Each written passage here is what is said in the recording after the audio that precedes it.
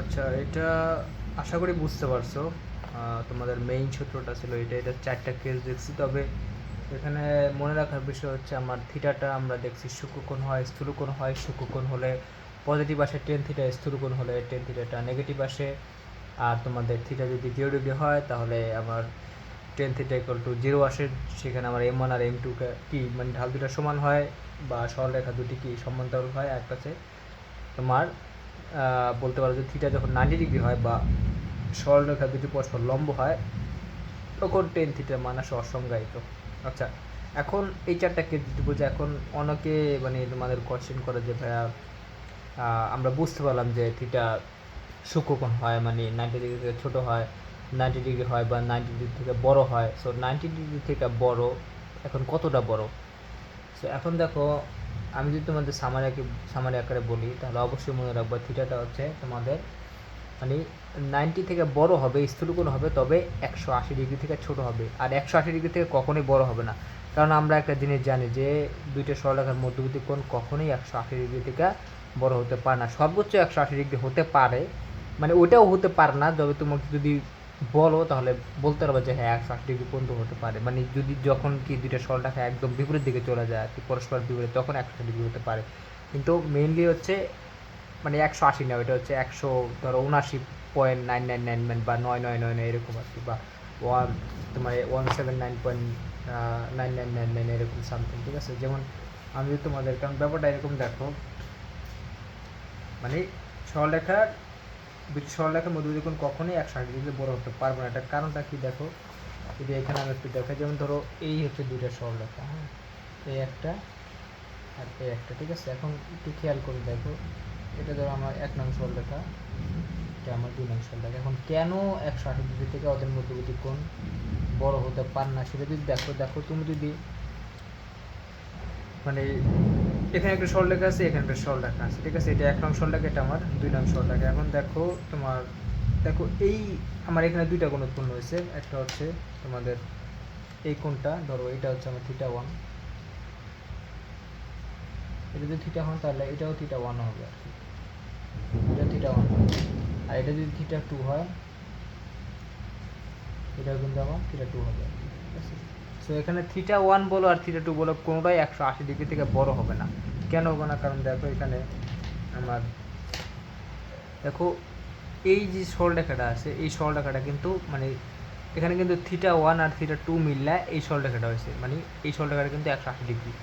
মানে দেখো এখানে এইটা, তাহলে এইটা কত, এটা 180 ডিগ্রি না পুরোটা? যদি নাও পুরোটা কিন্তু 180 ডিগ্রি। সো তুমি যখন ওদের মধ্যবর্তী কোণ হিসাব করবে, এখন তুমি এই কোণ নাও এই কোণ নাও, কোণটা কিন্তু 180 ডিগ্রি থেকে বড় না। ঠিক আছে, কারণ দেখো এখানে θ1 আর θ2 মিললে কিন্তু হইতেছে আমার 180 ডিগ্রি। ঠিক আছে, মানে এরকম এখানে হচ্ছে তোমরা, বা এটার ক্ষেত্রে দেখতে পারো যে θ1 আর θ2 মিলে, বা এই যে এই পাশটা দেখলে দেখো পুরোটা হচ্ছে 180 ডিগ্রি, তার মানে এটা মিললে 180 ডিগ্রি। এখন যদি তুমি মানে θ1 কখনো 180 ডিগ্রি হবে, 180 ডিগ্রি হবে না, θ2 কখনো 180 ডিগ্রি হবে না, কারণ দেখো ওদের দুইটা মিললে হইতেছে আমার 180 ডিগ্রি। এখন কোনটায় যদি তোমার, দেখো আমি এরকম, যেমন এখানে হচ্ছে θ1 প্লাস θ2 ইকুয়াল টু 180 ডিগ্রি, ঠিক আছে এইটা। এখন ঘটনা হচ্ছে তোমার, তাহলে তুমি এরকম বলতে পারো যে, বা এখান থেকে আমরা বলতে পারি θ1 ইকুয়াল টু 180 ডিগ্রি মাইনাস θ2। ঠিক আছে, এরকম আসে। মানে দেখো সব সময় θ1টা কিন্তু 180 ডিগ্রি থেকে ছোটো হইতেছে, কারণ মধ্যবর্তী কোণ যখন নিবা, দেখো θ2 যদি 0 ডিগ্রি হয়, মানে মানে ঘুরেই নেই আর কি, বুঝতে পারছো? দুইটা এরকম করেই আছে, ঘুরেই নেই। ঘুরলে না তোমার θ2টা বাড়বে এরকম, বা θ1টা বাড়বে এরকম একটা ঘটনা। কিন্তু যদি না ঘুরে তখন হতে পারে θ1 180 ডিগ্রি। তো যদি না ঘুরে, তাহলে যদি না ঘুরে, যদি এরকম থাকে, দেখো যদি না ঘুরে মানে এরকমই থাকে দুজনে, তাহলে ওরা তো সমান্তরাল, তাই না? তার মানে ওদের মধ্যবর্তী কোণ কোথা থেকে আসবে? যদি না ঘুরে তখন হয় 180 ডিগ্রি, বা বলতে পারো যে পুরা বিপরীত দিকে গেলে 180 ডিগ্রি হয়। কিন্তু একটু যদি ঘুরে বা সামান্য যদি ঘুরে, তাহলে কিন্তু ওই কোণটা অবশ্যই 180 ডিগ্রি থেকে কম হবে, অবশ্যই কম হবে। হ্যাঁ, মানে না ঘুরলেই 180 ডিগ্রি হতে পারে, আর 180 ডিগ্রি থেকে বড় হওয়ার তো প্রশ্নই ওঠে না। বুঝতে পারছো তোমরা? দেখো আমার এখানে পুরো সরলরেখাটা হচ্ছে 180 ডিগ্রি, তাহলে এই 180 ডিগ্রিকে ওরা দুই ভাগে ভাগ করে নিয়েছে, আর কেউ একটা নিচে একটা নিচে, বা এই পাশটা চিন্তা করলে সেম। তাহলে মধ্যবর্তী কোণ তোমরা যদি চিন্তা করো তাহলে এটা কখনোই আমার কি 180 ডিগ্রি থেকে বড় হবে না, ঠিক আছে।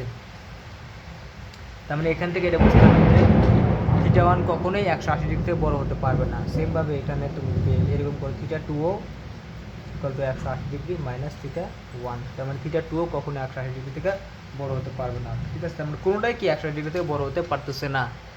তার মানে এখান থেকে আমরা একটা ধারণা পেলাম যে আমার থিটাটা বা ওই দুইটা সরলরেখার মধ্যবর্তী কোণ ওটা সূক্ষ্মকোণ হতে পারে আর স্থিরকোণ হতে পারে। স্থিরকোণ হলে অবশ্যই 90 ডিগ্রি থেকে বড় হবে, কিন্তু 180 ডিগ্রি থেকে ছোট হবে। মানে এটা হচ্ছে তোমার সূক্ষ্মকোণ হলে আমরা জানি যে এটা হচ্ছে ফার্স্ট কোয়াড্রেন্টে আসতে পারে, স্থিরকোণ হলে এটা সেকেন্ড কোয়াড্রেন্টে আসবে আর কি, ঠিক আছে। সো তার মানে আমি বলতে পারি আমার থিটাটা কিন্তু সূক্ষ্মকোণ আর স্থিরকোণের ভেতরে আবদ্ধ রয়েছে আর কি, এর বাইরে যাইতেছে না, বা যদি স্থূলকোণ হতে বড় হইতেছে না। মানে দেখো যদি 180 ডিগ্রি থেকে বড় হয় তাহলে কিন্তু থার্ড কোয়াড্রেন্টে চলে আসে, ঠিক আছে। তার মানে থার্ড কোয়াড্রেন্টে আসলে তো 180 ডিগ্রিতে বড় হয়। এখন আমি বলতেছি যে ওদের মধ্যবর্তী কোণ কখনো 180 ডিগ্রি থেকে বড় হবে না, তার মানে আমার এই থিটাটা বা ওদের মধ্যবর্তী কোণটা কখনোই কিন্তু আমার থার্ড কোয়াড্রেন্টে আসার সুযোগটা, মানে টেন থিটা থার্ড কোয়াড্রেন্টে আসার কোনো সুযোগ নাই, ঠিক আছে। সো এটা বুঝতে তার মানে আমার থিটাটা বা ওদের মধ্যবর্তী কোণটা অবশ্যই ফার্স্ট ও সেকেন্ড কোয়াড্রেন্টে সীমাবদ্ধ থাকবে, এটা একটু বুঝে রাখি, হ্যাঁ। কারণ আমি তো এটা বুঝলাম যে একটা তোমাদের এরকম একটা ঘটনা, এরকম দেখো এই একটা সরলরেখার মধ্যবর্তী কোণ হতে পারে ম্যাক্সিমাম 180 ডিগ্রি, ঠিক আছে, এর চেয়ে তো বড় হওয়া সম্ভব না, ঠিক আছে। সো এই হচ্ছে ঘটনা। আর তাই তোমরা বলতে পারবা যে আমার দেখো ম্যাক্সিমাম কোণ হয় 180 ডিগ্রি একটা সরলরেখা, সো তাদের মধ্যবর্তী কোণ তো 180 ডিগ্রি থেকে বড় হওয়ার কোনো প্রশ্নই ওঠে না, হ্যাঁ। আর তাই হচ্ছে থিটা কখনো আমার থার্ড কোয়াড্রেন্ট বা ফোর্থ কোয়াড্রেন্টে কোথাও যাবে না, অবশ্যই ফার্স্ট কোয়াড্রেন্ট আর সেকেন্ড কোয়াড্রেন্টের মধ্যে সীমাবদ্ধ থাকবে আর কি, ঠিক আছে।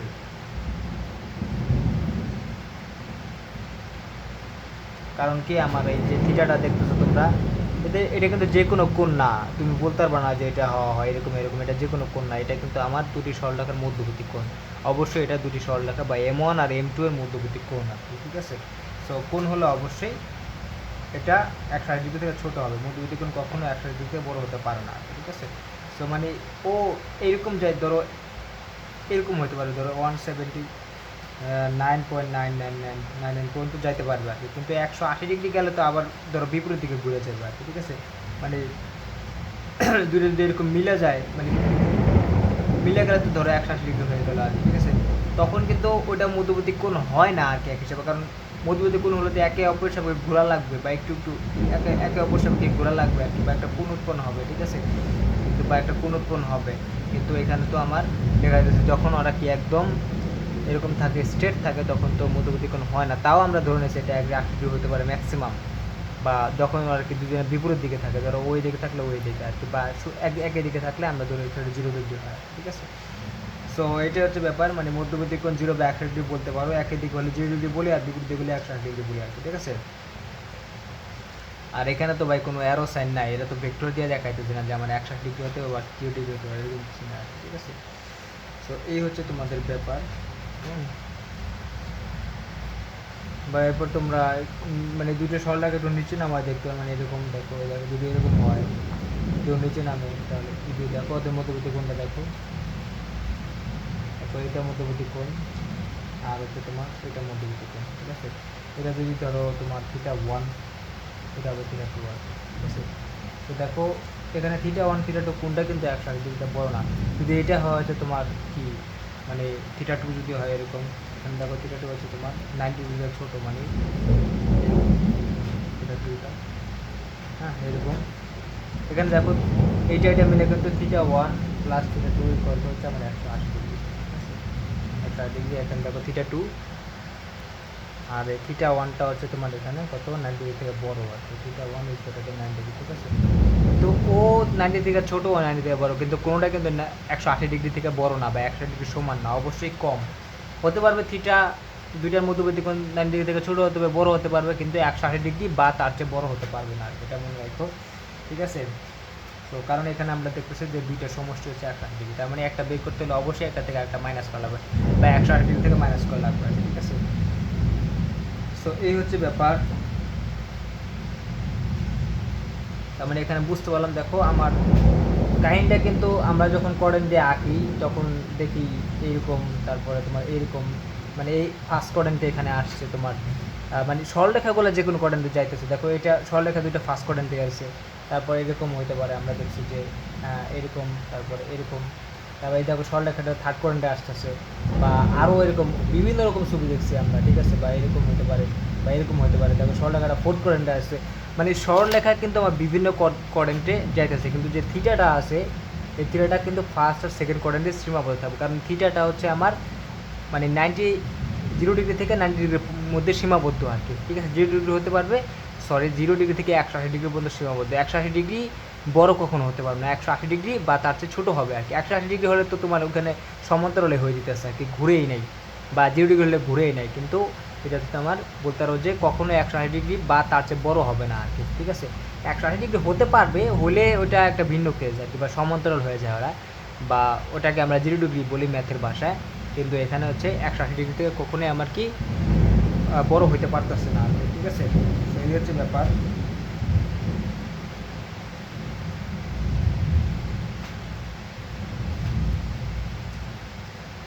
তো এটা বুঝতে পারলাম, মানে বিষয়টা তো এখন দেখাইলাম, মানে আশা করি এটা বুঝতে পারছো। মানে সবসময় হচ্ছে তোমরা বলতে পারো যে থেকে 180 ডিগ্রি, মানে থিটাটা 180 ডিগ্রি ছোটো হবে আর কি, ঠিক আছে। তার মানে এখানে দুইটা কেস হতে পারে। সো একটা কেস হচ্ছে তোমার এরকম যে 90 ডিগ্রি থেকে, মানে থিটাটা হচ্ছে 90 ডিগ্রি ছোটো, বা এটা হচ্ছে আমার ছিল এরকম 10 থেকে ছিল পজিটিভ পাঁচ, মানে এরকম থিটাটা কিন্তু আমার 5 কোয়াড্রেন্টে, ঠিক আছে, এটা ছিল আমার 5 কোয়াড্রেন্টে। আর দ্বিতীয় একটা কেস হতে পারে, হ্যাঁ, মানে থিটাটা অবশ্যই 180 ডিগ্রিতে ছোটো হবে, ঠিক আছে, অবশ্যই 180 ডিগ্রি ছোটো। আর দ্বিতীয়টা হতে পারে এরকম, যেমন স্থূলকোণ আর কি, এখানে থিটা মাইনাস, ঠিক আছে। সো মাইনাস হলে এখানে দেখো কী আসে এরকম, মানে এটা সেকেন্ড কোয়ার্টার আসছে, ঠিক আছে। সেকেন্ড কোয়ার্টার থিটা কিন্তু মাইনাস। তো এই হচ্ছে তোমাদের ঘটনা, আশা করি বুঝতে পারছো। সো এই দুটা ঘটনা ঘটতে পারে আর কি, ঠিক আছে। সো কথা হচ্ছে এখন তোমরা এই যে সরলরেখা দুইটা আমরা যেভাবে খুশি সেভাবে আঁকতে পারবো, যে কোনো কোয়াড্রেন্টে আঁকতে পারবো, কিন্তু তোমার চিন্তা করতে হবে থিটা নিয়ে, যে থিটাটা অবশ্যই আমার কি ফার্স্ট কোয়াড্রেন্ট আর সেকেন্ড কোয়াড্রেন্টের বাইরে যাবে না, মানে থার্ড কোয়াড্রেন্টে আসবে না, ঠিক আছে। মধ্যবর্তী কোণ ফার্স্ট কোয়াড্রেন্ট আর সেকেন্ড কোয়াড্রেন্টে হতে পারবে আর কি, ঠিক আছে। কিন্তু সরলরেখা দুটি যে কোনো কোয়াড্রেন্টে দিতে পারবে, কোনো সমস্যা নাই, ঠিক আছে। সো তোমরা যেভাবে ছবি আঁকো না কেন, মানে একটা প্লাস পাবা আর একটা কী হয়, একটা প্লাস পাবা আর একটা হচ্ছে মাইনাস পাবা। যদি থিটাটা সূক্ষ্মকোণ হয় তাহলে প্লাস পাবা টেন থিটা, আর থিটা যদি স্থূলকোণ হয় তাহলে টেন থিটা কি মাইনাস পাবা, ঠিক আছে।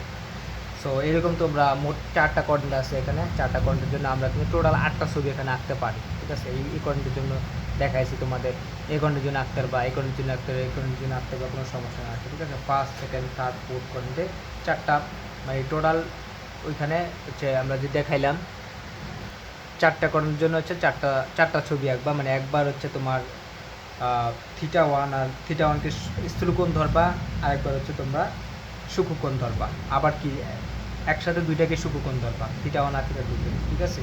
তো এরকম তোমরা যদি আঁকো, এরকম করে আঁকতে পারলে দেখা যাবে তোমাদের এখানে 8টা ছবি আসতেছে। আর তোমরা যেভাবে ছবি আঁকো না কেন দেখবা ওই দুইটা কেসে আসতেছে, ঠিক আছে। মানে একটা হচ্ছে তোমার কি বলে, একটা হচ্ছে প্লাসের জন্য আসতেছে, মানে থিটাটা প্লাস আসবে, আর একটা হচ্ছে মাইনাস আসছে, মানে সূক্ষ্মকোণের জন্য প্লাস আসছে আর স্থূলকোণের জন্য আমার মাইনাস আসছে, ঠিক আছে। সো এই হচ্ছে ঘটনা, মানে যে কোনো কোয়াড্রেন্টে আঁকো না কেন তুমি সূক্ষ্মকোণ ধরো, মানে θ1কে সূক্ষ্মকোণ ধরো, θ2কে স্থূলকোণ ধরো, বা θ2কে সূক্ষ্মকোণ ধরো, θ1কে স্থূলকোণ ধরো, বা দুইটাকেই সূক্ষ্মকোণ ধরো, এরকম যতই করো না কেন, যাই করো না কেন, বা দুইটাকে স্থূলকোণ ধরো না কেন, ওখানে আমার কি দুইটা কেজি আসবে, একটা হচ্ছে প্লাস আসবে, মানে তোমাদের থিটাটা হবে হচ্ছে সূক্ষ্মকোণ, অথবা থিটাটা হবে হচ্ছে আমার কি স্থূলকোণ আর কি, ঠিক আছে। সো এই জন্য আমার অলওয়েজ ওইটা হচ্ছে প্লাস মাইনাস, মানে এই দুইটা কেজি হতে পারে আর কি, ঠিক আছে, সব, ঠিক আছে। মানে দুটি জিনিস আসবে, একবার প্লাস আসবে, একবার হচ্ছে মাইনাস আসবে। এই জন্য আমরা ফাইনালি প্লাস মাইনাস দিয়ে ten theta equal to plus minus এখানে লিখলে m1 minus m2 divide by 1 plus m1 m2, ঠিক আছে। তো এটা হচ্ছে আমার ফাইনাল সলিউশন। তো এই ছিল আমাদের তোমাদের হচ্ছে মেইন সূত্রটা, হ্যাঁ।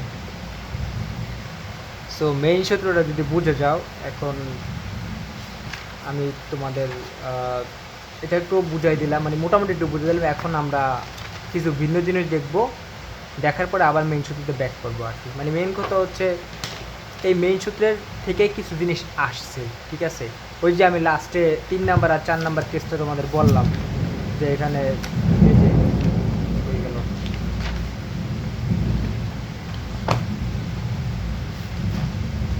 এই যে এখানে তোমাদের দেখো 4টা কেস আমি বলছি। এখানে 3 নাম্বার আর 4 নাম্বার কেস ছিল হচ্ছে tan θ = 0 বা ওই m1 আর m2 ঢাল বিশিষ্ট সরলরেখা দুইটা যখন সমান্তরাল ছিল তখন একটা কেস ছিল, আর একটা ছিল হচ্ছে অসংজ্ঞায়িতের জন্য বা তার পরস্পর যখন লম্ব ছিল আর কি, ঠিক আছে। সো এই কেসটাকে আমরা একটু আলাদা করে দেখি আর কি, ঠিক আছে। তবে মনে রাখবা এই সবগুলো স্টেপ কিন্তু আমার আসতে আসে এই মেইন সূত্র থেকে, ঠিক আছে। এই মেইন সূত্র থেকে আসছে। যেমন দেখো আমি যদি 3 নাম্বারটা নিয়ে একটু কাজ করি, মানে আলাদাভাবে, কারণ 3 আর 4 নাম্বার কেস নিয়ে অনেক ম্যাথ আসে এই চ্যাপ্টারে। সো তুমি বলতে পারো দুইটা সরলরেখা পরস্পর সমান্তরাল হলে, ঠিক আছে।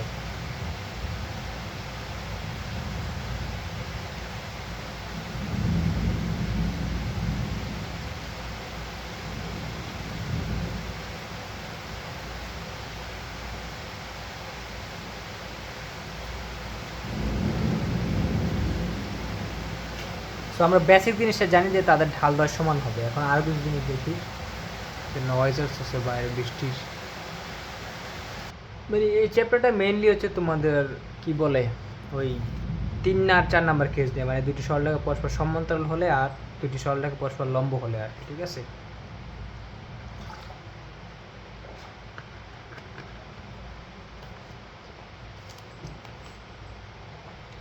যেমন দেখো যে আমরা তো জানি যে দুটি সরলরেখা পরস্পর যদি সমান্তরাল হয় তখন তোমাদের m1 আর m2 কিন্তু আমার সমান হয়, মানে সরলরেখা দুটির ঢাল দুটি কিন্তু আমার সমান হয় আর কি, ঠিক আছে।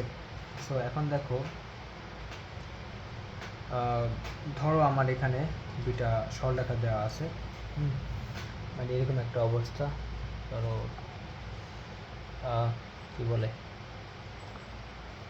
ধরো এটা হচ্ছে তোমার a1x plus b1y plus c1 = 0, এটা হচ্ছে আমার সমীকরণ নম্বর 1। আর একটা হচ্ছে ধরো এরকম যে a2x প্লাস তোমার হচ্ছে b2y প্লাস c2 = 0, ঠিক আছে। সো এই হচ্ছে আমার 1 নং সরলরেখা আর এটা 2 নং সরলরেখা। এখন দেখো আমরা কিন্তু সরলরেখার সমীকরণ দেওয়া থাকলে ওই সরলরেখার ঢাল বের করতে পারি। তাহলে 1 নং সরলরেখার ঢাল হবে 1 নং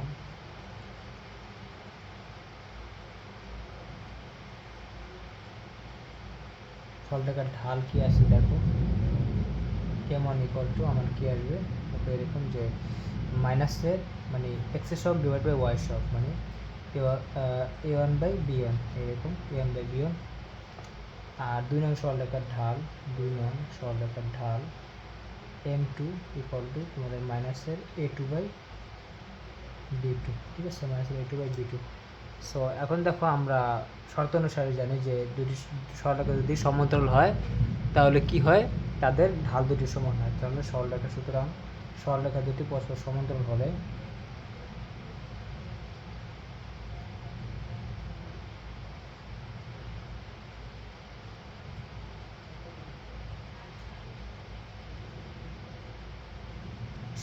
হলে তোমরা এখানে বলে দিতে পারো m1 = m2, ঠিক আছে। সো এটাতে একটা সূত্র আসবে, আমি একটু পরে দেখা যায়। যেমন তোমাদের একটু চিত্রটা যদি দেখাই, মানে ঘটনাটা এরকম, যেমন এইরকম,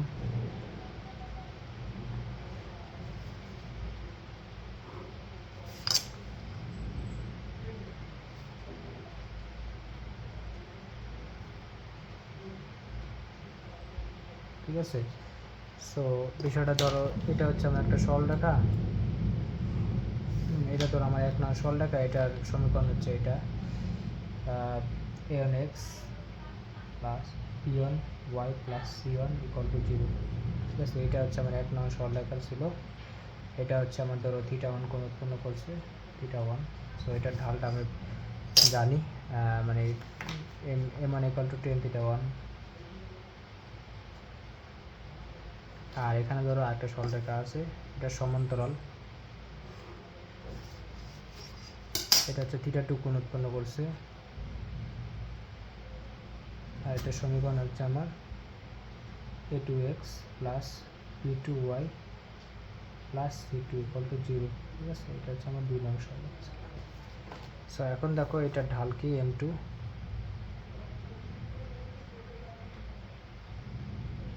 হলো tan θ 2 আর কি, ঠিক আছে। সো এই হচ্ছে এখন মানে ওদের ব্যাপার। এখন কথা হচ্ছে দেখো আমার কাহিনী হচ্ছে ও θ1 আর θ2 এটা বুঝতে পারলাম। এখন দেখো এই দুটো সরলরেখার সমান্তরাল আর এক্স ও এক্স প্রাইম যে তোমার মানে অক্ষটা আছে, এই অক্ষ কিন্তু তাদের ছেদক। তাহলে একই পাশের যে দুইটা কোণ আছে এই দুইটা কোণ কিন্তু পরস্পর তোমাদের বলতে পারো অনুরূপ কোণ আর কি, ঠিক আছে। সো অনুরূপ কোণ কিন্তু পরস্পর সমান হয় আমরা জানি। তাহলে θ1 আর θ2 কিন্তু অনুরূপ কোণ। তাহলে তোমরা এরকম বলতে θ1 ইকুয়াল টু θ2।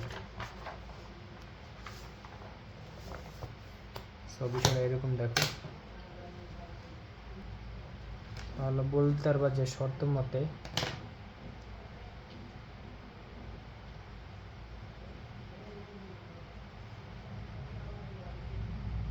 কারণ তারা পরস্পর অনুরূপ কোণ, তুমি সাইড নোট দিয়ে লিখাইতে পারে। তাহলে মহাপেশে 10 নিয়ে আসি, তাহলে দেখো tan θ1 ছিল আমার m1, tan θ2 ছিল আমার m2, ঠিক আছে। সো এটা হচ্ছে আমাদের ব্যাপার। সো এটা আমরা আগে থেকে জানি আর কি, তারা দুটি সরলরেখার সমান্তরাল তাদের ঢাল দুটি কি আমার সমান হবে আর কি, ঠিক আছে। সো এটা হচ্ছে ফার্স্ট কথা, ঠিক আছে। তো এটা আমরা আগে থেকে জানতাম। এখন সেকেন্ডলি আরেকটা জিনিস এখন নতুন, সেকেন্ডলি এটা খুবই ইম্পর্টেন্ট। যেমন দেখো আমরা তো এখানে বললাম যে তাদের ঢাল দুইটা সমান, মানে শর্ত মতে m1 ইকুয়াল টু m2। যদি m1 আর m2 সমান হয় তাহলে দেখো আমি একটু আগে বের করছি m1টা হচ্ছে এইটা, মানে এই যে মাইনাস a1/b1 আর হচ্ছে মাইনাস a2/b2 আর কি, ঠিক আছে। তাহলে এখান থেকে আমি যে মানটা বসাই দিই, এটা হচ্ছে minus a1/b1 equal to minus a2/b2। তাহলে মাইনাস মাইনাস কাটা, তাহলে আমি যদি a এক পাশে নিয়ে আসি, b এক পাশে নিয়ে যাই, তাহলে দেখো a1/a2 ইকুয়াল টু b1/b2। তাহলে দেখো একটা নতুন জিনিস আসছে, a1/a2 ইকুয়াল টু b2/b2, ঠিক আছে, b1/b2, ঠিক আছে, a1/a2 ইকুয়াল টু b1/b2। তাহলে যখন তোমার দুটো সরলরেখার সমীকরণ দেওয়া থাকবে তখন দেখো যে এক্সের যে সহগের অনুপাত, সেই সহগের অনুপাত আর ওয়াইয়ের যে সহগ আছে সেই সহগের অনুপাত কিন্তু সমান, মানে এক্সের সহগের অনুপাত ইকুয়াল টু ওয়াইয়ের সহগের অনুপাত আর কি। যখন দুটি সরলরেখা সমান্তরাল হবে তখন এক্সের সহগের অনুপাত আর মানে ওই সমীকরণ দুটি এক্সের সহগের অনুপাত আর ওয়াইয়ের সহগের অনুপাত কিন্তু সমান হবে আর কি। বা তোমরা যখন দেখবা যে দুইটা সরলরেখার এক্সের সহগের অনুপাত আর ওয়াইয়ের সহগের অনুপাত সমান আছে, তখন বুঝতে পারবা যে আমার কি ওইখানে সরলরেখা দুটি সমান্তরাল আছে আর কি, ঠিক আছে। সো এই হচ্ছে তোমাদের ব্যাপার। এটা যদি আমি একটু বাংলায় লেখাছি যে দুটি সরলরেখা পরস্পর সমান্তরাল হলে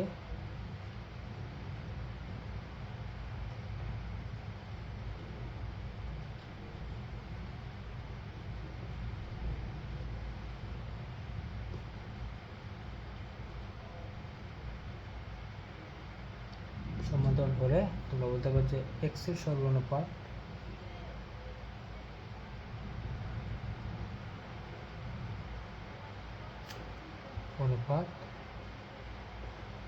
ইকুয়াল টু হবে কি, সমান হবে ওয়াই এর সহগের অনুপাত।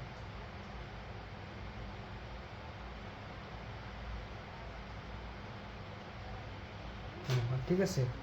সো এটা তো বুঝছো। এখন অনেকে বলে ভাই a1/a2 equal to b1/b2 equal two c1/c2 হলে c1/c2 লিখতে পারতেন তো এখানে c1/c2। দেখো আমরা কিন্তু ওই ক্লাসের আগের ক্লাসে শিখছিলাম যে a1/a2 equal to b1/b2 equal two c1/c2 ছিল এরকম। এটা কিন্তু ছিল হচ্ছে একই সরলরেখার সমীকরণ, তোমার যে মনে থাকে, মানে দুইটা সরলরেখা যদি একই সরলরেখা হয় তখন এটা হয় আর কি, ঠিক আছে। সো এই হচ্ছে তোমাদের ব্যাপার। কিন্তু এখানে কিন্তু c1 আর c2 কিন্তু সমান থাকবে না, তাহলে একই সরলরেখা যে সমান্তরাল হবে। তার মানে এখানে বুঝতে পারবা যে সরলরেখা, যে দুইটি সরলরেখার কি এক্সের সহগের অনুপাত আর ওয়াইয়ের সহগের অনুপাত যদি সেম থাকে বা সমান হয় তখন আমার কি হয়, আমরা বলতে পারবো যে সরলরেখা দুটি সমান্তরাল। তবে অবশ্যই ওখানে c1 আর c2 কিন্তু সমান থাকবে না, মানে সরলরেখা দুইটার ধ্রুবক যে পদটা আছে ধ্রুবক পদ দুইটা সমান থাকবে না, বাকি এক্সের সহগ আর ওয়াইয়ের সহগ কিন্তু সমান থাকবে, ঠিক আছে। তাহলে তবে তারা কি আমার সমান্তরাল হবে পরস্পর। আর যদি c1 আর c2 সমান হয়ে যায় ইকুয়াল টু c1/c2 হয় তাহলে সেটা হয়ে যাবে একই সরলরেখা। আর তাই সমান্তরাল ক্ষেত্রে c1 আর c2 সমান হয় না। যেমন কিছু এক্সাম্পল যদি দেখো, এরকম ধরো 2x প্লাস 4y মাইনাস 3 = 0, এটা একটা সরল। সো এটা আরেকটা আছে, ধরো 2x প্লাস 4y প্লাস 10 = 0। দেখো এই দুইটা সরলরেখা কিন্তু পরস্পর সমান্তরাল, কারণ তাদের দেখো x এর সহগের অনুপাত মানে 2/2, এন্ড দেখো 2/2 = 1 আসে। আবার y সহগের অনুপাতও দেখো 1 আসবে, 4/4 = 1। ঠিক আছে, তার মানে x এর সহগের অনুপাত আর y সহগের অনুপাত আছে, বা তুমি এখানে দেখতে x এর যে সহগ আছে y সহগ সেম সেম আছে। ঠিক আছে, তার মানে অনুপাত তো অবশ্যই আমার কি সমান হবে। ঠিক আছে, সো আবার এরকম দেখতে পারো, যেমন আর দু একটা দেখি, যেমন 4x মাইনাস 3y প্লাস 10 = 0। এটা আরেকটা আছে, ধরো এরকম 8x মাইনাস 6y মাইনাস 5 = 0। ঠিক আছে, সো এখানে দেখো কিছু করি নাই ভাই, জাস্ট এটা দেখো এরকম হয়, যেমন এখানে তোমার এক্সের যদি দেখো এখানে এরকম আসে, দেখো এটার ডাবল কিন্তু এটা। ঠিক আছে, এটার ডাবল কিন্তু এটা, যেমন এরকম আসে। মানে সহগের ক্ষেত্রে দেখো তোমার ধ্রুবপদ দেখানোর দরকার নেই আর কি। এখানে দেখো জাস্ট সহগগুলো দেখো, যখন যদি সেম হতো তাহলে তো একই সরলরেখা নির্দেশ করতো আর কি। ঠিক আছে, ধ্রুবপদ দেখার দরকার নেই, শুধু দেখবে যে তোমার ধ্রুবপদ অবশ্যই আলাদা হবে। দেখো ওদের অনুপাতগুলোকে সমান নেই, এক্সের সহগের অনুপাত দেখো এখানে আসে 8/4, মানে কত, এখানে আসে 2। ঠিক আছে, মানে এক্সের সহগের অনুপাত আছে 2, আবার ওয়াই এর সহগ দেখো -6/-3, এটা কিন্তু আমার 2 আসছে। তার মানে কি তাদের অবশ্যই আমার কি বলতে পারবো যে এখানে এক্সের সহগের অনুপাত তারা ওয়াই সহগের অনুপাত সমান, তার মানে তারা কিন্তু সমান্তরাল।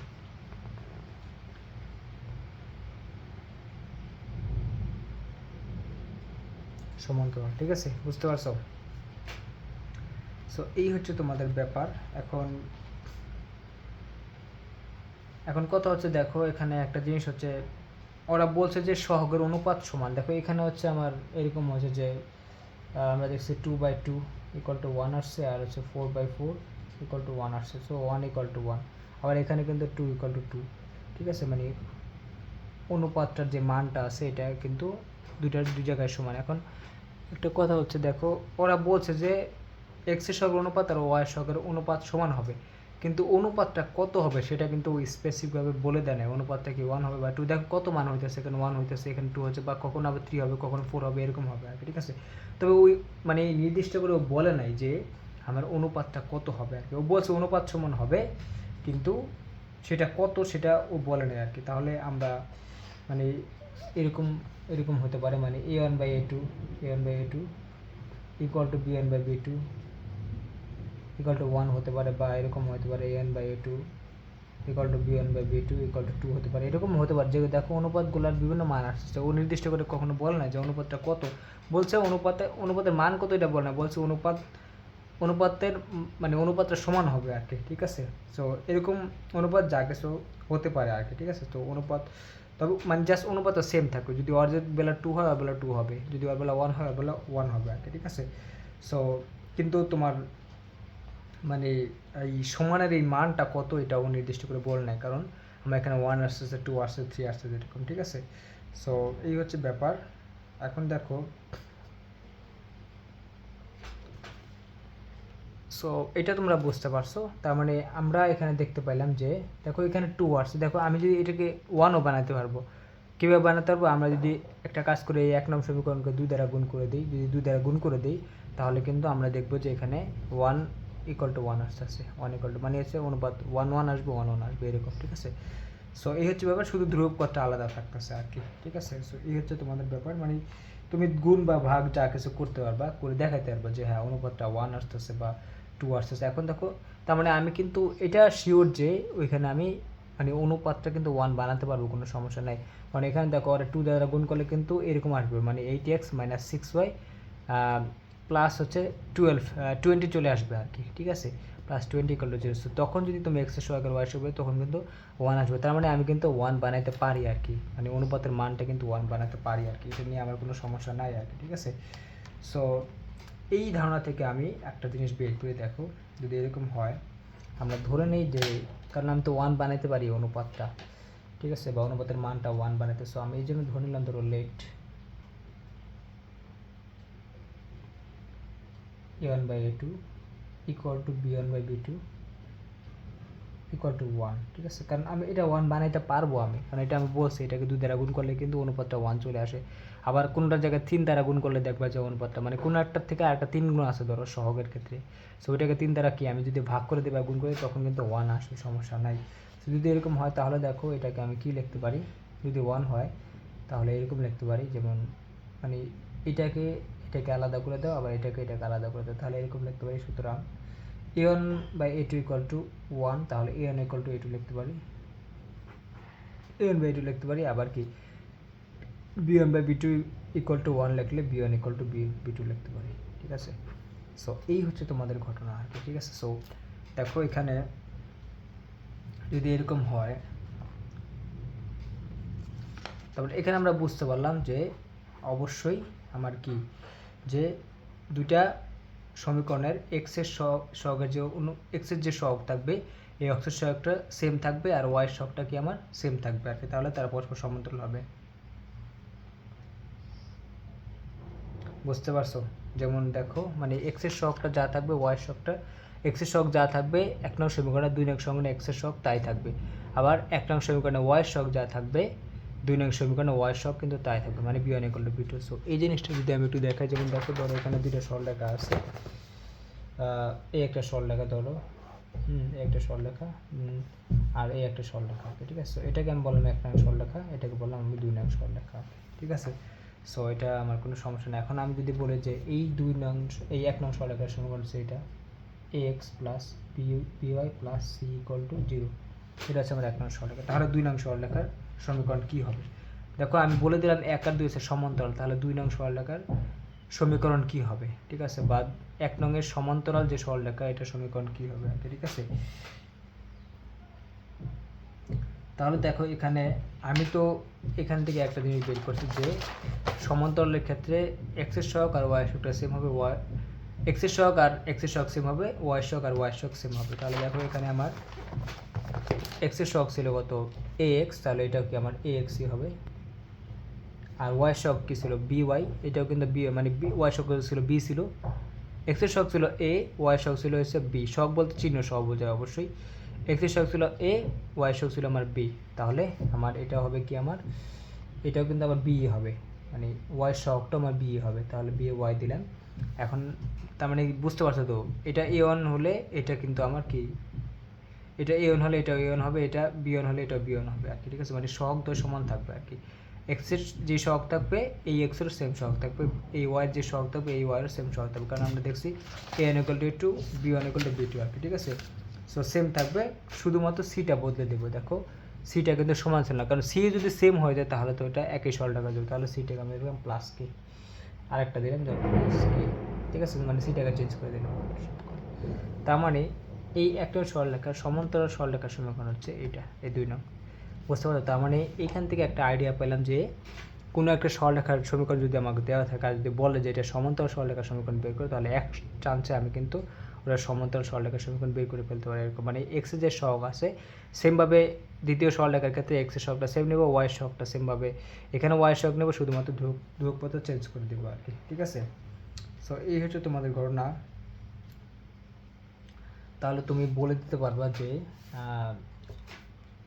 এরকম বলে দিতে পারবো যে ax, এটা দেখো অনেক অঙ্ক আছে, ax plus by plus c সরলরেখার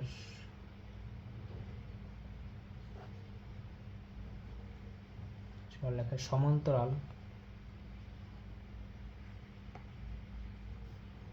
সরলরেখার সমীকরণ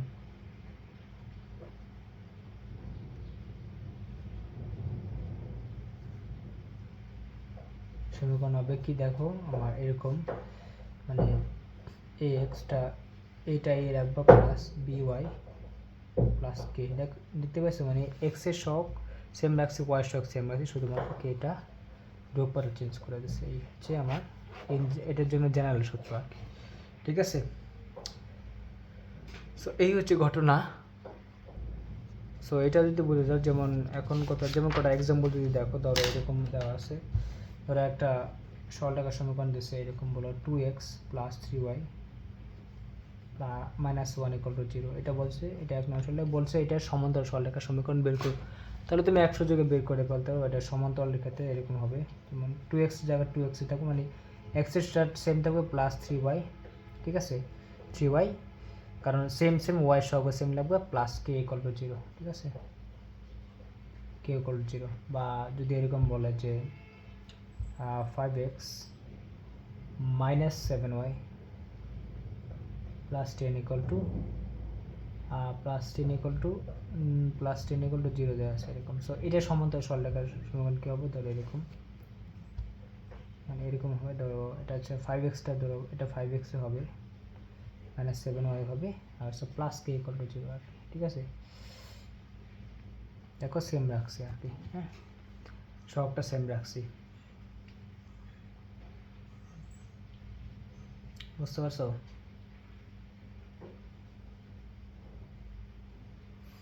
বা তোমাকে এরকম বলো, ধরো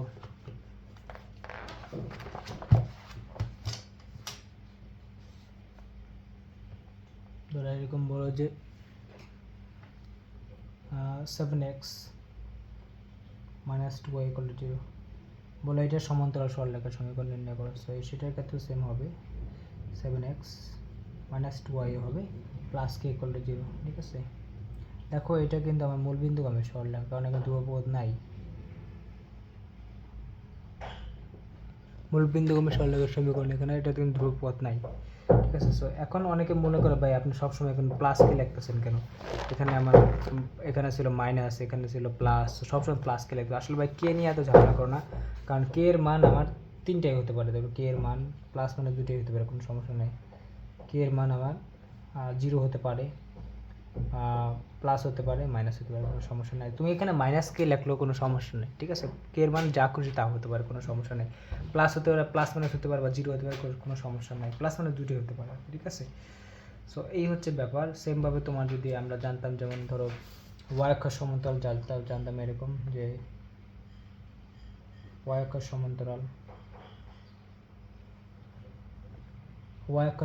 সরলরেখার সমীকরণ, ধরো এটা ছিল x = 5। সো এটার সমান্তরাল কি হবে, মানে x = 5 সরলরেখার সমান্তরাল হবে হচ্ছে, সমান্তরাল সরলরেখার সমীকরণ হবে হচ্ছে x = k, ঠিক আছে। মানে xই হবে, আমরা তো জানি যে x = ধ্রুবক হচ্ছে y অক্ষের সমান্তরাল সরলরেখা, 5 যে আছে 5 এর হচ্ছে x = কি হবে আর কি, ঠিক আছে। সেমভাবে x অক্ষের সমান্তরালের জন্য তুমি বলতে পারো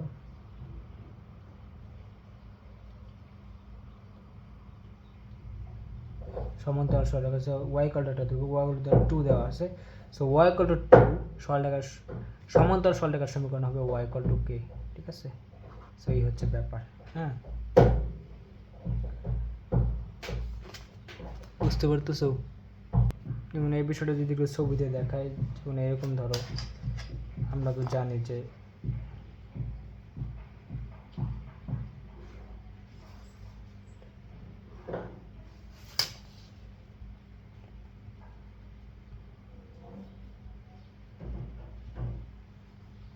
তো এরকম ছিল, ধরো আমরা জানি যে, ধরো একটা ছবি দিয়ে দেখাই, এখানে আমার এখানে এরকম যে y = হচ্ছে তোমার 5, ঠিক আছে, x = 5, x = 5 ছিল এখানে, ধরো এরকম, বা ধরো এটা x = ধরো আমি 2 ধরি আর কি, হ্যাঁ, তাহলে বুঝতে সুবিধা হবে। ধরো x = 2 ধরি, 2 ধরো আর যাই ধরো, x = 2 হলে তোমার এটা সমান্তরাল হলে x = 2 ধরো, এখানে একটা দুইটা এরকম, এটা হচ্ছে আমার x = 2 লেখার সমীকরণ, x = 2, ঠিক আছে। সো x = 2 এটার সমান্তরাল সরলরেখার সমীকরণ হবে তোমার y = একটা k, সরি x = একটা k, ঠিক আছে। যেমন এইটা ধরো,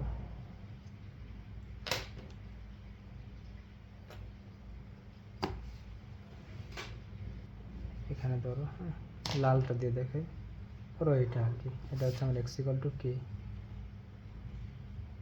দেখো ও কিন্তু সমান্তরাল আছে আর কি, x = 2 এটা কিন্তু আমরা জানি y অক্ষ সমান্তরাল, আর x = কেও কিন্তু y অক্ষ সমান্তরাল। সো ওরাও কিন্তু পরস্পর সমান্তরাল আছে। সো আবার দেখো আমি বললাম যে একটা সরলরেখা আছে যেটা হচ্ছে ধরো এরকম x equal to y equal to ধরো 2, ওয়াই ইকুয়াল টু কোথায় হবে এরকম, এটা হচ্ছে y equal to 2, y equal to 2 সরলরেখার সমীকরণ। সো এটা সমান্তরাল হবে ধরো ওয়াই ইকুয়াল টু কে আর কি, ঠিক আছে। ধরো উপরে আর কি, সমস্যা নাই, এই খালি দিয়ে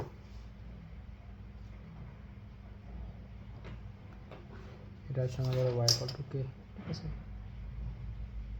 সো এটা সমান্তরাল হচ্ছে এটা, ঠিক আছে। সো শুধু ধ্রুবপথটাকে আমরা আলাদা করে দিতেছি, হ্যাঁ, আলাদা কিছু না।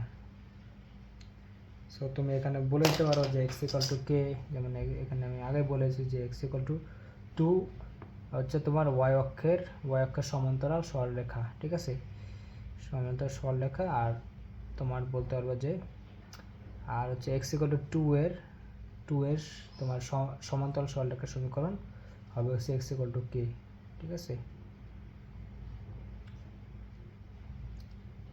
বুঝতে পারছো? সো দুইটাই সেম, মানে এরকম একটা কথা লিখে দিতে পারো তুমি।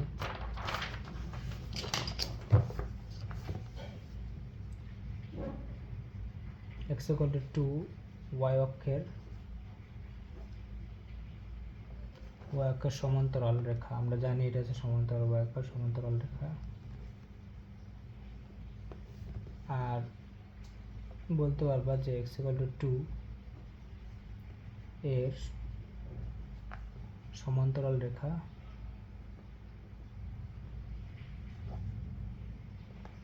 এক্স ইকুয়াল টু কে, ঠিক আছে। এক্স ইকুয়াল টু কে হয়, যদি হয় এটা সমান্তরাল হয় তবে কিন্তু অবশ্যই এক্স ইকুয়াল টু কে এটা কি হবে, এক্স ইকুয়াল টু কেও ওয়াই অক্ষের সমান্তরাল হবে।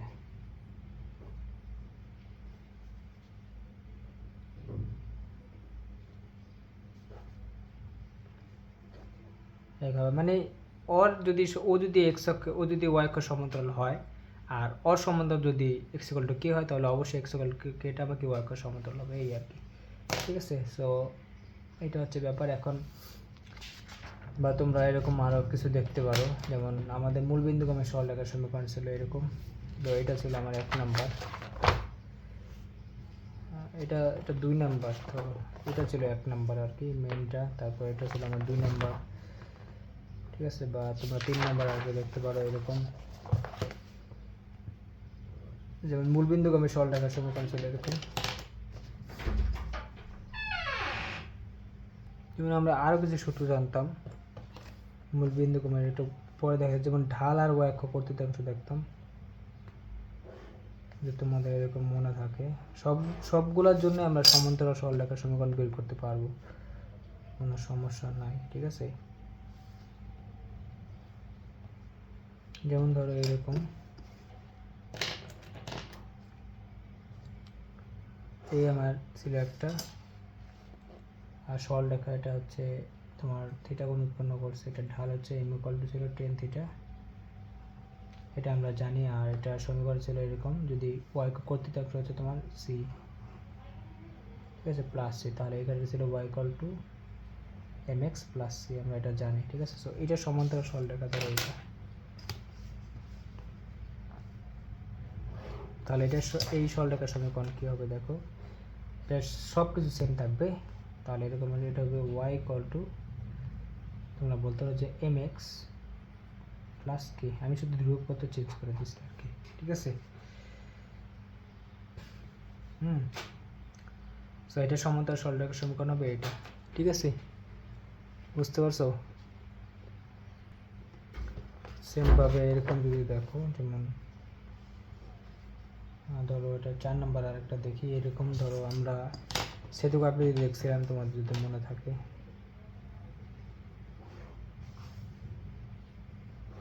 এটা ছিল, এটা যেমন সেতুক আকৃতি ছিল এরকম, ধরো এই ছিল, এটা ছিল আর কি, আমরা জানতাম যে এটা আমার 0 0 বিন্দু ছিল, এটা ছিল আমার এ অংশ, এটা ছিল আমার বি অংশ, ঠিক আছে। এটা ছিল আমার হচ্ছে, যদি এরকম হয় তাহলে এই সরলরেখার সমীকরণ হয় এরকম, x by a plus y by b equal to 1, তাহলে এটা সমান্তরাল সরলরেখার সমীকরণ কী হবে দেখো, সেমই আর কি, তবে এটা হচ্ছে এটা সমান্তরাল সরলরেখা। সো এটার ক্ষেত্রে হবে হচ্ছে x by a plus y by b equal to k. ঠিক আছে, এটা হবে মানে শুধু কেটা চেঞ্জ করে দিচ্ছে, আমার প্লাস কে মাইনাস কে নিয়ে চিন্তা করো না, হ্যাঁ প্লাস মাইনাস দুটোই হবে, প্লাস মাইনাস দুটো যে কোনো হতে পারে, কোনো সমস্যা নেই আর কি। ঠিক আছে, প্লাস লিখলে হবে, প্লাস কে লিখলে হবে, মাইনাস কে লিখলে হবে, কোনো সমস্যা নেই। 5 নম্বর যদি এরকম দেখায়, যেমন আমরা হচ্ছে লম্ব আকৃতি পড়ছিলাম, তোমার যদি মনে থাকে,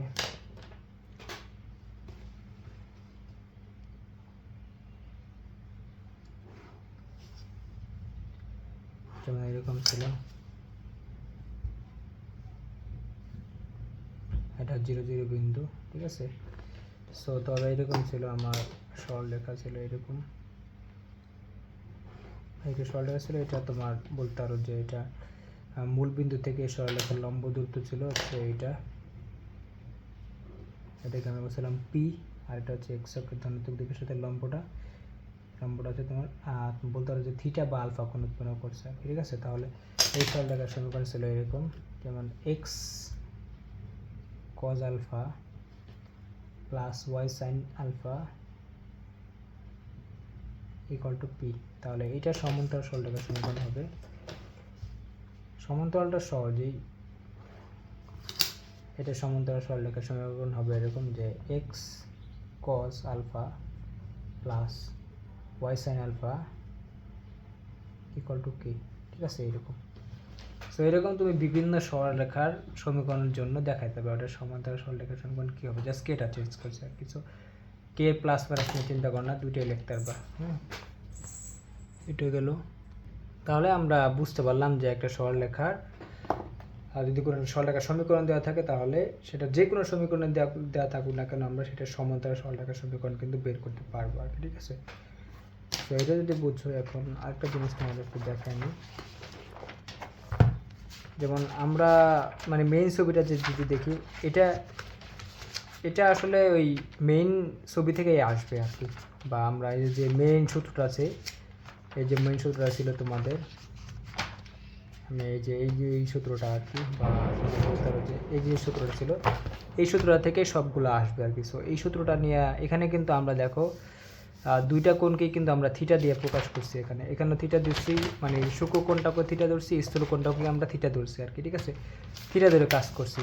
এখন আমি যদি দুইটা আলাদা আলাদা ছবি দেখাচ্ছি, এখানে দেখাচ্ছি স্থূল কোণের জন্য, যার কারণে মাইনাস আসছে, আর এখানে দেখা যাচ্ছে সূক্ষ্ম কোণের জন্য। সো আমি এই দুইটা চিত্রকে যদি একত্র করে দেখাই বা একটা ছবিতে দেখাই, তাহলে বিষয়টা কেমন দেখায়, মানে মেইন সূত্রটাকে আরেকটু মানে ধরো বাড়াই বা একটু এক্সটেন্ড করি বা আরেকটু জানার চেষ্টা করি, তাহলে দেখো বিষয়টা কীরকম দাঁড়ায়। যেমন একটা ছবিতে আমরা কি করি, মধ্যবর্তী কোণটা দেখি। এক ছবিতে দুটি মধ্যবর্তী কোণ যদি দেখি এরকম, যেমন আমার একটা সরলরেখা ছিল এটা, আর একটা সরলরেখা ছিল এইটা। সো এটা আমরা জানতাম, তো এটা আমার 1 নং সরলরেখা, এটা 2 নং সরলরেখা। 1 নং সরলরেখার ঢাল ছিল আমার m1, 2 নং সরলরেখার ঢাল ছিল আমার m2, এটা আমরা জানি। ঠিক আছে, সো এখন দেখুন,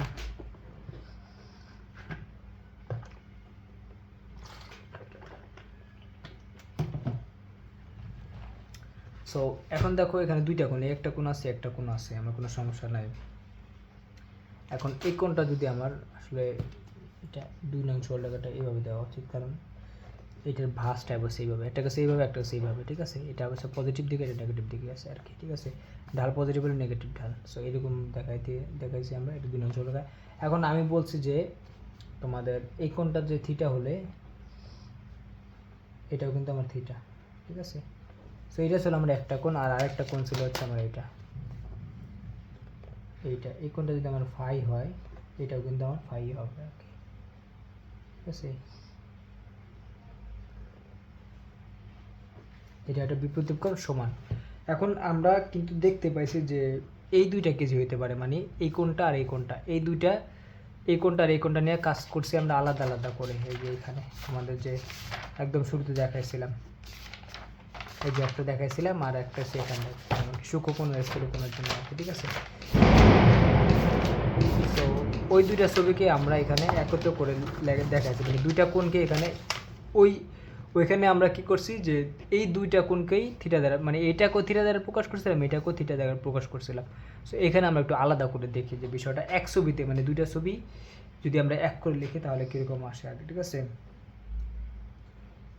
সো এখন দেখো মধ্যবর্তী কোণ যেহেতু দুইটা হয়, এটা না হলে এটা, তাহলে তোমাকে যদি মধ্যবর্তী কোণ বের করতে বলে তাহলে তুমি হয় থিটা বের করবে না হলে ফাই বের করবে আর কি, ঠিক আছে। সো এখানে দেখো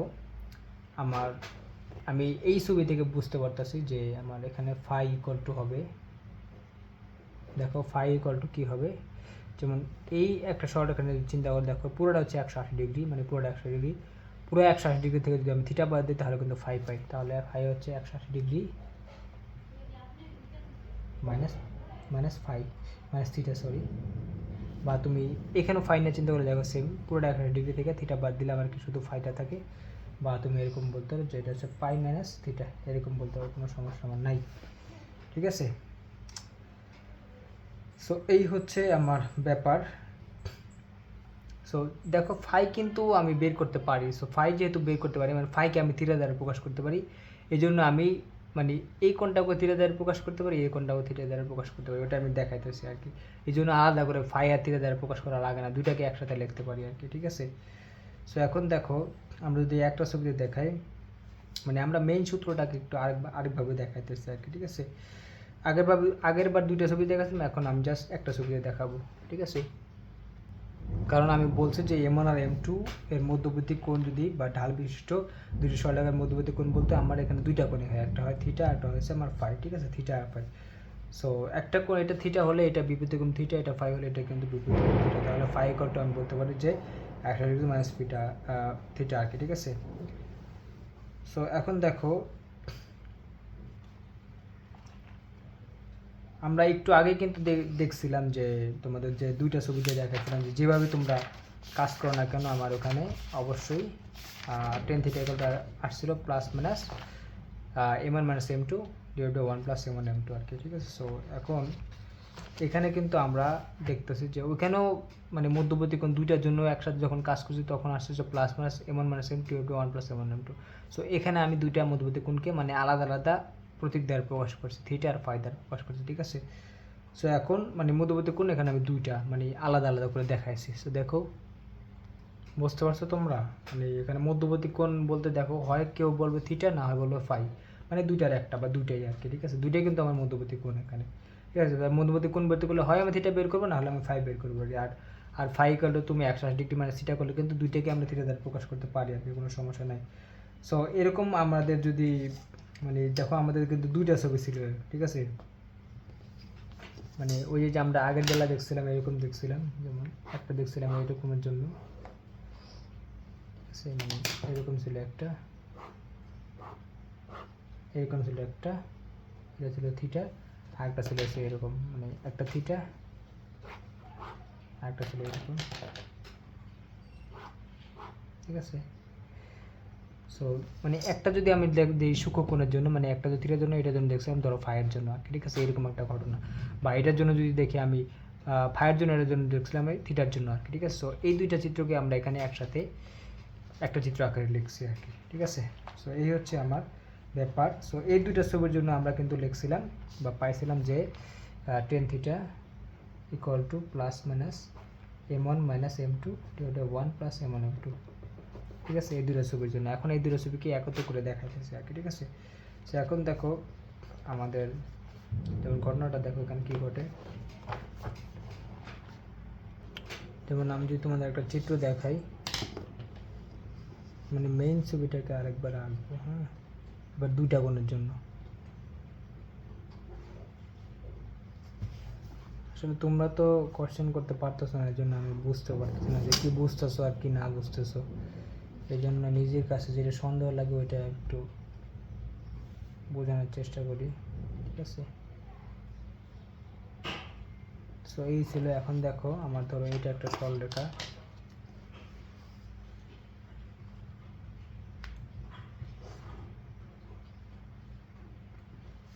এটা একটা সরলরেখা, এটা আমরা ধরো 1 নং সরলরেখা, আর এখানে ধরো এটা একটা সরলরেখা,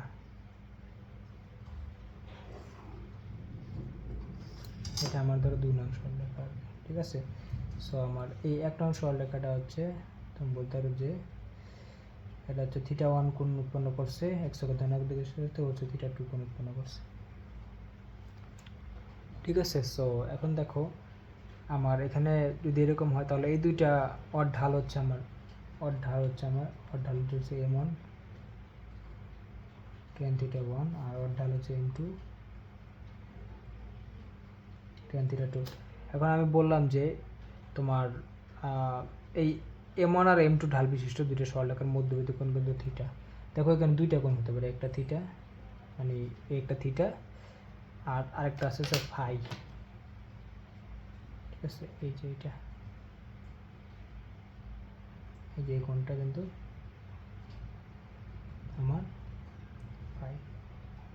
তাহলে দেখো দুইটা কোণ, একটা কোণ একটা কোণ, মানে এটা যদি সূক্ষ্মকোণ হয় এটা কিন্তু স্থূলকোণ আমার এখানে। ঠিক আছে, সো আমরা এই যে চিত্র দেখাচ্ছি, একটা দেখাচ্ছি শুধু এটার জন্য মানে শুধু ধরো থিটার জন্য, আর একটা দেখা যাচ্ছে শুধু ফাইয়ের জন্য আর কি। ঠিক আছে, ধরো এটা হচ্ছে শুধু ফাইয়ের জন্য, এটা শুধু থিটার জন্য। ঠিক আছে, এরকম দেখাচ্ছিলাম। সো এখন আমি দুইটা চিত্রকে একত্র করে আঁকতেছি। হ্যাঁ, সো এখন দেখো, সো আগে শুধু মানে আমি দুইটাকে থিটা মানে আগে কি করছিলাম, এইটাকে থিটা ধরছিলাম, এটাকে থিটা ধরছিলাম, মানে এখানে দুইটাকে থিটা ধরছি, এখন একটাকে থিটা ধরবো একটা ফাই ধরবো আর কি। ঠিক আছে, সো দেখো এখন কি দাঁড়ায়, যেমন দেখো আমার এইখানে আমি বলতে পারবো যে এইটা দেখো আমরা মানে আগের সূত্র অনুসারে থিটা 1 = কি লিখতে পারো তুমি, থিটা প্লাস থিটা 2 মানে বহিস্থ কোণ হবে অন্তস্থ দূরবর্তী কোণদের যোগফলের সমান। মানে এরকম যে শর্ত মতো এরকম বলতে হচ্ছে থিটা 1 = থিটা প্লাস থিটা 2 এরকম। হ্যাঁ, থিটা 1 = থিটা প্লাস থিটা 2 এরকম। তাহলে আমার লাগবে থিটা যদি লাগে তাহলে এরকম লিখতে হবে যে থিটা 1 - থিটা 2 এরকম। সো এখানে আমি 10 নিয়ে আসলাম, মানে আমি শুধু আগে থিটা নিয়ে কাজ করতেছি। তাহলে 10 থিটা = তুমি বলতে পারো যে 10 থিটা - থিটা 2। সো আবার সূত্রটা অ্যাপ্লাই করো, তোমাদের 10a - b সূত্র। তাহলে আমি এরকম লিখতে পারি যে 10 থিটা = দেখো একই 10a - 10b মানে 10 theta 1 - 10 theta 2 1 plus 10 theta 1 10 theta 2। So মান বসাই দাও। 10 থিটা = দেখো m1 - m2 এভাবে 1 প্লাস m1 m2। দেখো আগের জিনিস আসছে শুধু থিটার জন্য আর কি এখানে। হ্যাঁ, সো এটা বুঝতে পারলাম। এখন তুমি একটু কাজ করতে পারো, যেমন আমি যদি শুধু কোণটা বের করতে চাই, দেখো এখানে 10 থিটা সহ আছে। সো আমি যদি শুধু কোণ বের করতে চাইলে এরকম হবে, বা থিটা = আসবে এরকম আমার 10 ইনভার্স এরকম m1 - m2 1 plus m1 m2 এরকম আসে আর কি। ঠিক আছে, সো এটা হচ্ছে আমার একটা মানে ওই দুইটা সরলরেখার মধ্যবর্তী কোণ বের করার একটা সূত্র। তুমি বলতে পারবা যে যদি m1 আর m2 ঢাল বিশিষ্ট দুটি সরলরেখা থাকে এবং তার মধ্যবর্তী কোণ যদি থিটা হয় তাহলে থিটা আমরা এইভাবে বের করতে পারবো আর কি। ঠিক আছে, সো এখন দেখো এটা তো আমার 10 ইনভার্স। এখন আমার কথা হচ্ছে আমরা কিন্তু ত্রিকোণমিতিতে মানে ইনভার্স ফাংশনের ইনভার্স ফাংশন শিখছিলাম বা সেখানে সূত্র শিখছিলাম আর কি। ঠিক আছে, সো এখন দেখো সেটা যদি একটু দেখি, যেমন আমাদের এরকম একটা সূত্র ছিল, তোমাদের যদি মনে থাকে, যেমন ইনভার্স ফাংশন মতো আমরা জানতাম। এটা আসলে সেকেন্ড পার্টে ছিল, আমাদের সেকেন্ড পার্ট চ্যাপ্টার 7-এ আর কি, inverse function.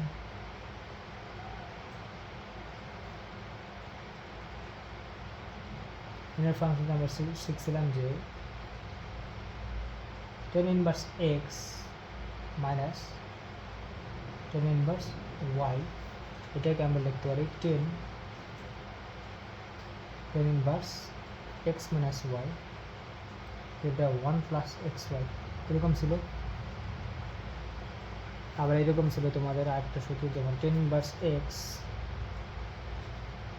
Plus tan inverse y, যদি মনে থাকে তোমাদের এটাকে আমরা লিখছিলাম এরকম tan inverse x plus y divide by 1 minus xy। ঠিক আছে, দেখো এখানে নিচের চিহ্নটা কিন্তু চেঞ্জ হয়ে গেছে আর কি। ঠিক আছে, প্লাসের বেলা মাইনাস এসেছে আর এখানে হচ্ছে মাইনাস এবার প্লাস আসছে, আর উপরেটা দেখো মাইনাসটা মাইনাস ছিল, প্লাসটা প্লাস আসছিল, ঠিক আছে এরকম। সো ঘটনাটা এরকম। সো আমরা এখানে দেখো এখানে এই সূত্রটা অ্যাপ্লাই করি। দেখো এখানে যে এই সূত্রটা দেখো এরকম যায়, tan inverse x minus y divide by 1 plus x y এরকম আসে, মানে এই সূত্রটার মতো এটা আসে। হ্যাঁ, মানে এরকম এই সূত্রটা আর কি, tan inverse x minus y divide by 1 plus x y এরকম আসে। সো এটাকে আমরা এরকম টেন ইনভার্স এক্স মানে উল্টা করে লিখতেছি আর কি, ঠিক আছে, এটাকেও এটাকে লিখতে tan inverse x minus tan inverse y. So এই সূত্রটাই আমরা এখানে অ্যাপ্লাই করে দেবো। দেখো তাহলে কি আছে এখানে, এটা যদি হয় তাহলে এটাকে আমি লিখতে পারি এরকম, মানে এটা তো আমি থিটা বের করে একটা সূত্র আছে, এখন এটাকে আরও সহজ করে একটা সূত্র লিখি। এটা হচ্ছে আমার এরকম যে theta equal two ten inverse m1 minus tan inverse m2,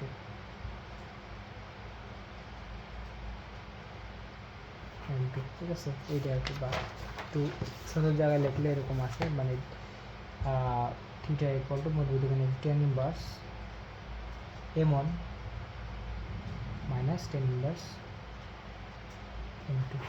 so এইটা হচ্ছে আমার মানে তাদের m1 আর m2 ঢাল বিশিষ্ট দুইটা সরলরেখার মধ্যবর্তী কোণ বের করার সবচেয়ে কার্যকর সূত্র আর কি। এটা আমরা এমসিকিউতে বা অ্যাডমিশনে অনেক বেশি ব্যবহার করি, এটা আসে, ঠিক আছে। এটাতে অনেক অনেক ধরনের অঙ্ক আসে তোমাদের অ্যাডমিশনে। সো আমরা হচ্ছে সেট 5-এর একটা সূত্র, মানে তোমাদের ইনভার্স ফাংশনের তোমাদের সেট 5-এর একটা সূত্র আমরা এখানে জাস্ট অ্যাপ্লাই করে দিয়েছিলাম, ঠিক আছে। সো এই হচ্ছে তোমাদের ঘটনা, এটা হচ্ছে তোমার মধ্যবর্তী কোণ বের করার সবচেয়ে সহজ সূত্র আর কি, ঠিক আছে।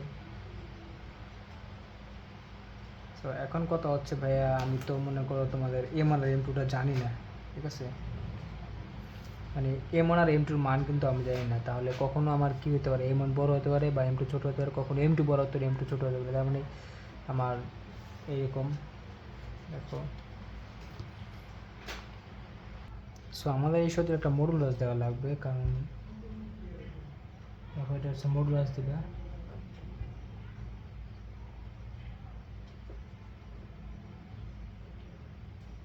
মডুলাসটা কেন দিলাম, কারণ আমি টেন ইনভার্স m1 এর মান জানি না, টেন ইনভার্স m2 এর মান জানি না, মানে তোমার এটা কখনো টেন ইনভার্স m1টা বড় হতে পারে, আবার কখনো এটা ছোট হতে পারে, তাহলে এটা পজিটিভ আসবে, আর যদি এটা বড় হয় এটা ছোট হয় তাহলে কি নেগেটিভ আসবে, কিন্তু কোন তো আমি নেগেটিভ হবে না এখানে, যদি তুমি জানো, এই জন্য আমরা একটা মডুলাস দিয়ে দিলাম আর কি, ঠিক আছে।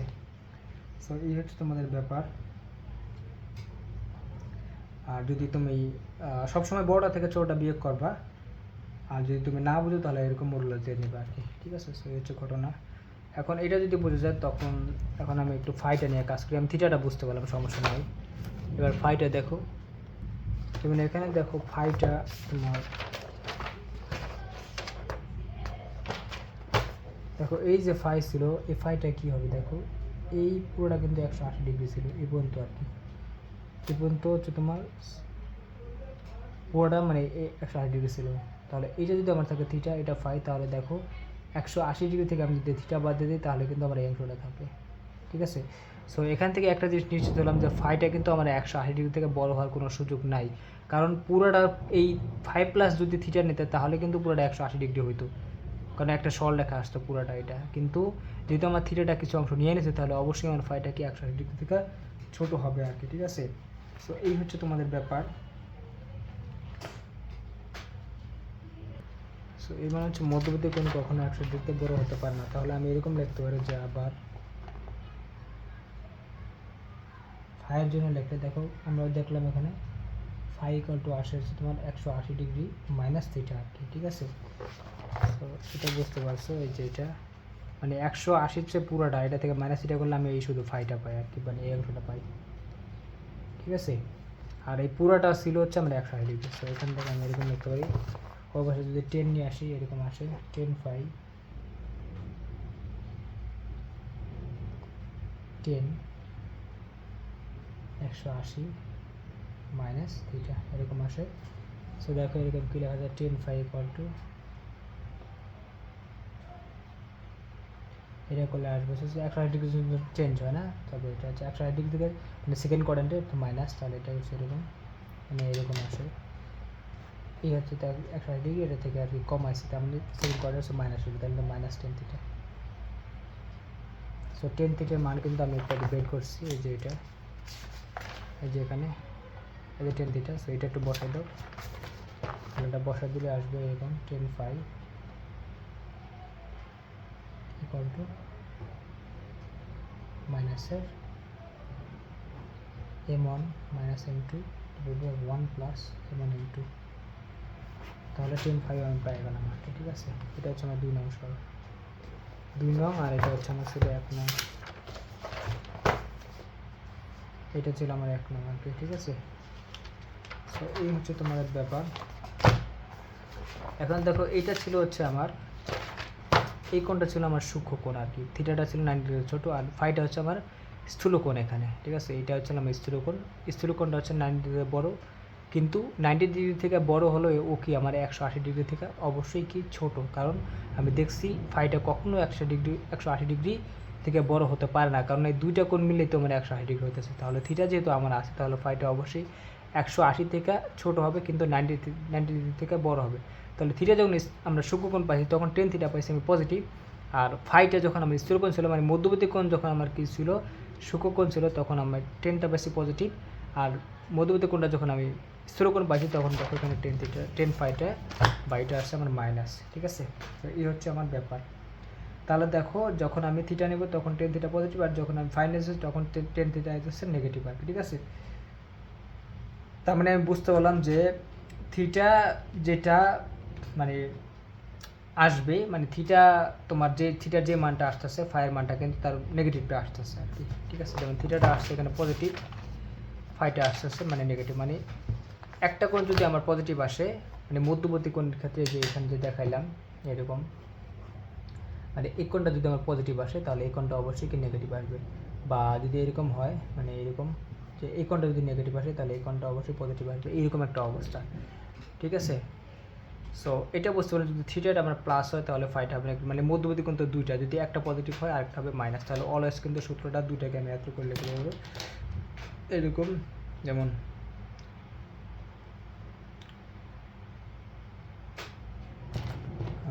সো এই দুইটাকে আমরা কিন্তু এরকম করে লিখে দিতে পারবো। এখন আরেকটা বিষয় হচ্ছে দেখো,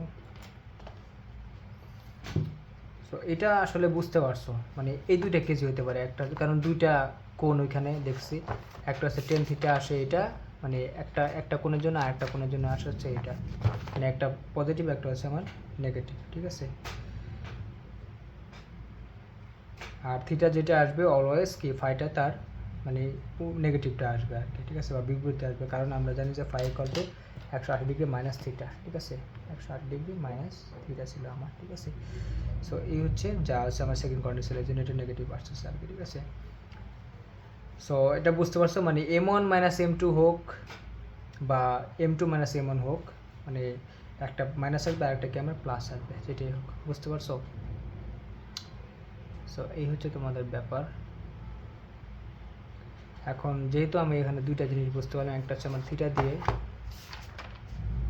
আর আরেকটা হচ্ছে আমার ফাই দিয়ে, এখন আমি যদি দুইটাকে থিটা দিয়ে প্রকাশ করি মানে এই 1 নং সমীকরণ আর 2 নং সমীকরণকে, মানে এটা ছিল আমার 1 নং সমীকরণ আর এটা ছিল আমার 2 নং সমীকরণ, কারণ দুইটাকে যদি আমি থিটা দ্বারা প্রকাশ করি মানে এইটাকেও ধরো থিটা দ্বারা প্রকাশ করলাম, এইটাও থিটা দ্বারা প্রকাশ করলাম, মানে মধ্যবর্তী কোণকে আলাদা আলাদা রাখলাম না, বুঝতে পারছি যে তারা আলাদা, একটা সূক্ষ্মকোণ একটা স্থূলকোণ। এখন সূক্ষ্মকোণ আর স্থূলকোণ দুইটাকে আমি থিটা দ্বারা প্রকাশ করি, তাহলে একসাথে আমি লেখা যেতে পারে এরকম, যেমন বলতে পারবো যে মানে জেনারেল সূত্রটা 1 ও 2 নংকে শুধু থিটা দিয়ে প্রকাশ করলে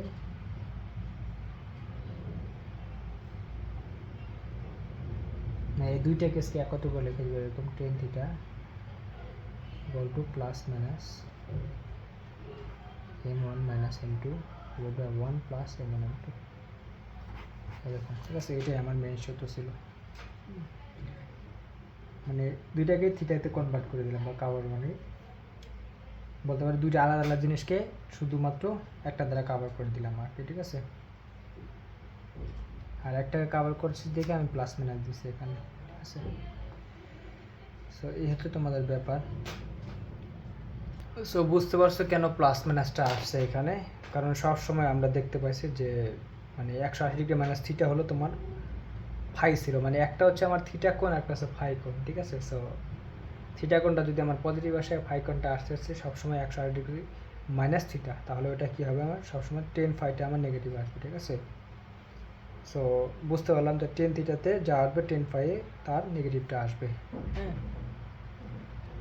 সো এই হচ্ছে ব্যাপার, মানে আমরা ভিন্ন ভিন্ন ছবি যখন আঁকি তখন কখনো কোনো M1 মাইনাস M2 হয়, কখনো আমার কি M2 মাইনাস M1 আসে, হ্যাঁ। সো আমরা আগের ছবি যেগুলো দেখছি ওগুলো আমরা থিটা বের করছি, ফাই বের করে নেই। আর এখানে আমরা কি করছি যে ফাই যখন বের করছি তখন দেখছি সর্বদা ফাইটা আমার কী হয় 180 ডিগ্রি মাইনাস থিটা হয় আর কি, ঠিক আছে। এই জন্য ফাইটা সবসময় আমার মানে নেগেটিভ আসে আর কি, ঠিক আছে, মানে 10 ফাই, হ্যাঁ। সো এই হচ্ছে ব্যাপার। সো এই জন্য একটা মাইনাস আসলে একটা হবে প্লাস, আর একটা প্লাস আসলে অবশ্যই একটা হবে মাইনাস আর কি, ঠিক আছে। সো এই হচ্ছে তার মানে হচ্ছে আমি বুঝতে পারলাম যে M1 মাইনাস M2 লেখো আর M2 মাইনাস M1 লেখো, কোনো সমস্যা নেই আমার, আমি জাস্ট প্লাস মাইনাস দেবো আর কি, ঠিক আছে। তো মধ্যবর্তী কোণ থিটা আর ফাই দিয়ে না বলে আমরা শুধুমাত্র এখানে থিটা দ্বারা প্রকাশ করে দিয়েছি। সো এই হচ্ছে ঘটনা। সো এটা ছিল হচ্ছে তোমাদের মোটামুটি হচ্ছে দুটো সরলটাকে পরস্পর সমান্তরাল। এখন আরেকটা জিনিস দেখো ছোট করে, যে দুটো সরলটাকে পরস্পর যদি লম্ব হয়,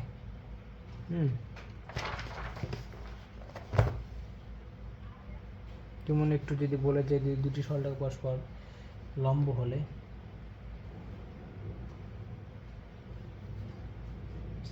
এখানে তো আমরা সমান্তরাল জন্য দেখছি, ঠিক আছে, যে দুটি এটা ছিল সে দুটি সরলরেখা পরস্পর যদি সমান্তরাল হলে তোমাদের এইরকম ছিল, দেখো। আচ্ছা, সমান্তরাল জন্য আরেকটা জিনিস দেখা, যেমন দুটি সরলরেখা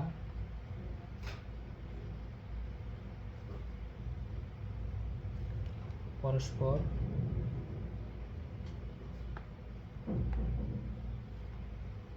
সমান্তরাল হলে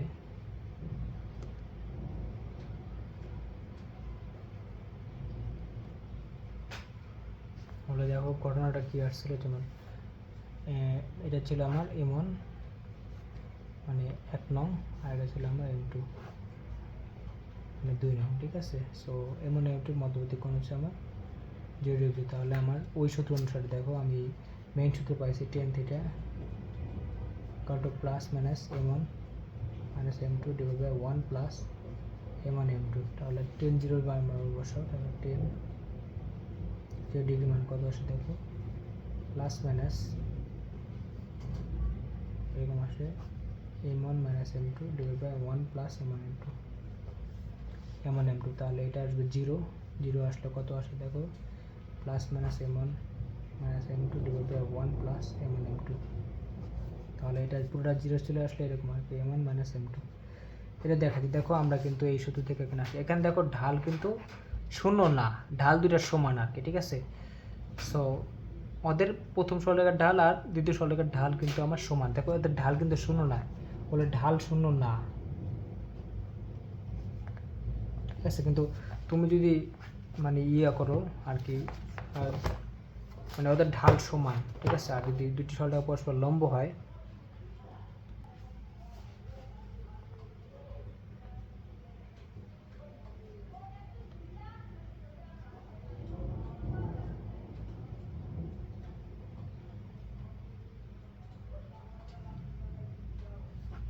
পরস্পর লম্ব হলে এরকম, মানে ধরো এটা হচ্ছে আমার M1, এটা M2, ওকে। 1 নং সরলরেখার ঢাল M1, 2 নং সরলরেখার ঢাল হচ্ছে আমার M2। তাহলে দেখো এটা হচ্ছে আমার 90 ডিগ্রি যদি হয়, তাহলে আমরা বলছি যে M1 into M2 equal to হবে -1 হবে, ঠিক আছে। সো এটা যদি একটু প্রমাণ দেখাই, প্রমাণ দেখালে এরকম আসবে।